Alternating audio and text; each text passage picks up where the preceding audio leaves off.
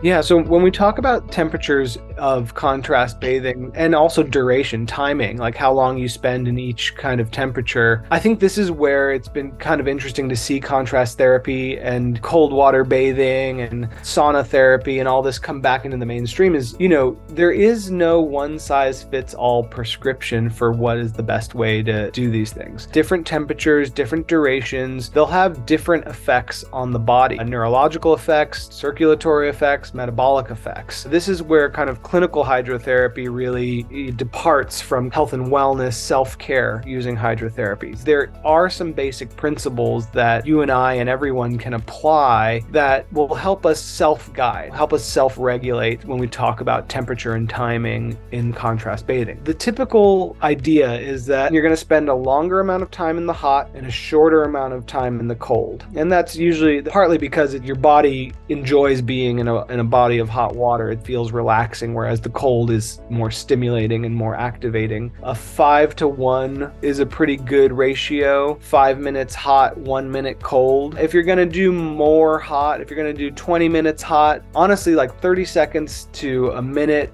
2 minutes max, depending on how cold the water is a therapeutically valid, exposure time. What I would talk about now is kind of the intensity of temperature. I think we as a culture in North America tend to think, well, if a little bit is good for me, a lot of it's going to be really good for me. So I should be sitting in ice bath water all day, every day in order to get the health benefits. And I should go colder and colder and colder because the colder I get, the more adapted my body's going to be. And, there's something to be said for like Wim Hof, who's really trained himself and adapted himself to be in that cold environment. Or, there's the yogis of the Himalayas, and they go out and they, as part of their practice, they wrap themselves in frozen blankets and meditate in the snow of the Himalayas, and they don't come out of that meditative state until the blanket has warmed and dried. The reality that the human body has an amazing capacity to respond to extreme environments and that you can train that response time, that's super understood and known and valid. I think for the vast majority of people,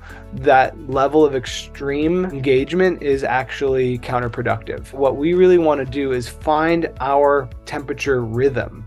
The idea being you want to be able to have that kind of relaxing hot phase and then a brisk and stimulating cold phase.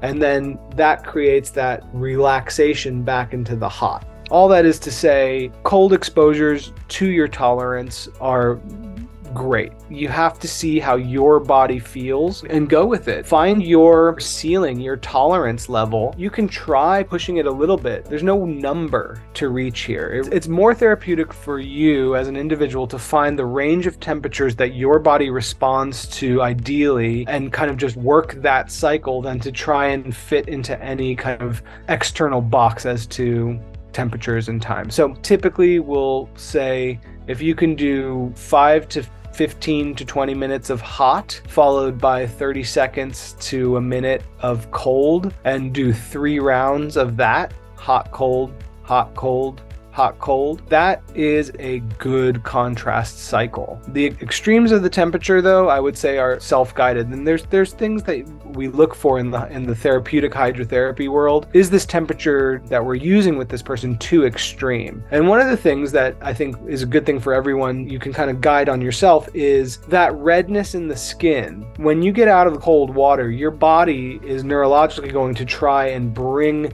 more blood up to the surface to warm the skin back up. So you'll get that kind of healthy pink glow, kind of similar to what you would experience in the hot water. If the temperatures that you're using are too extreme, if the cold water is too extreme, it's going to overwhelm your nervous system's ability to do that. And you're going to get this kind of like mottled look to the skin where it's kind of patchy. It's white and red, white and red. And that actually is a sign that the temperatures that you're using is probably too extreme for what your body is needing at that time. So that finding finding a more narrow range would actually be of a greater benefit to you because you're not overwhelming. Just like with exercise, there's kind of a therapeutic stress window with exercise where it's like, yeah, okay, I've done my strength training, I've done my cardio, and all that is going to help create a stronger body. If you go outside of that exercise window, you're going to hurt yourself and injure yourself, and you don't get the benefit. And it's similar with hydrotherapy. I mean, it's harder to actually hurt yourself the way we hurt ourselves with exercise, but you do lose the benefit. You lose that benefit. So I'd say it's much more about finding your range than finding an ideal range.